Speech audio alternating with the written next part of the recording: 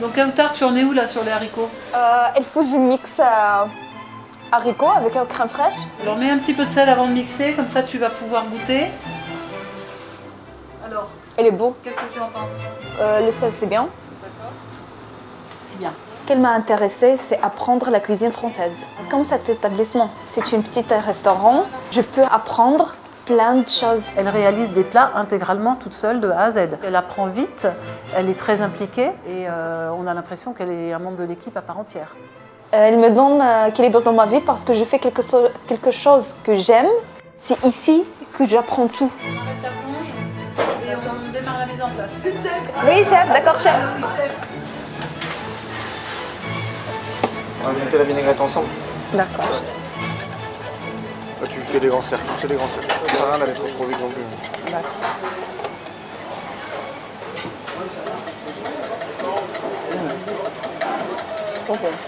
Je ne fais pas de différence, en tout cas, entre Sherazade et une autre personne. Elle s'est fondue dans la masse comme si elle avait toujours été dans ce milieu-là. La pression qu'on a tous les jours, c'est une pression qui doit nous tirer vers l'eau. Au début, j'avoue, le poids du restaurant, je ne le voyais pas très bien. Je faisais un petit peu de rigolote, je faisais un petit peu le guignol. Et maintenant, je me sens waouh, c'est la grande classe. Dans un établissement comme ici, il y a une certaine discipline, on doit toujours être propre sur soi, travailler proprement. Ça aussi, c'est des bases de cuisine qui sont très importantes. Ce qui est important, c'est l'envie. On doit leur démontrer qu'ils sont importants dans le fonctionnement de la cuisine. Je me sens vivante, je me sens active, je me sens importante dans la société. Bonjour madame. D'accord. Une grande barquette, mélange. Ça c'est des courges. C'est un petit peu d'olive aussi. D'accord. Tu sers dans le plat, c'est vachement appétissant, on a vachement envie. Si tu mets dans une assiette, c'est-à-dire que tu commences à rentrer dans un dressage D'accord. à l'assiette et là tu changes d'optique. Je laisse. On aime bien nous pas trop diriger, pas dire fais ci, fais ça, comme ci, comme ça. On aime bien aussi que la personne puisse avoir un champ d'expression de façon à ce que ce qu'elle a de bon à apporter, elle ait la place pour l'apporter. Le premier jour, j'étais pas bien. Mais tout le monde, ils m'ont mis à l'aise.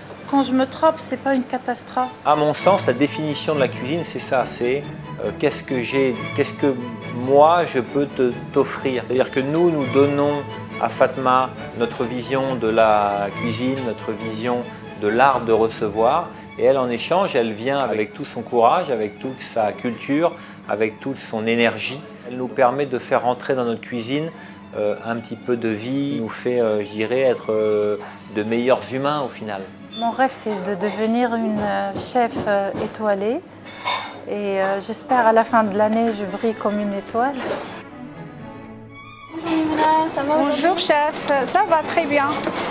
Du coup là tu prépares le saumon pour le groupe. Ce qui m'a aussi touchée chez Mimouna, c'était qu'elle ait vraiment envie de s'émanciper, de passer à la vie active. Et nous, notre but, c'est ça, c'est que vraiment Mimouna, dans les mois qui arrivent, elle arrive à trouver son rythme et à être autonome dans notre cuisine. Et voilà, trouver son chemin. On peut montrer que les femmes aussi sont travailleuses, elles ont aussi une capacité de faire ce travail-là. Si moi, je n'ai pas réussi dans ma vie, comment je peux dire à ma fille, il faut que tu réussisses dans ta vie, il faut que tu gagnes ta vie. Je vais avancer d'être sous-chef et puis pourquoi pas d'être une grande chef. Voilà.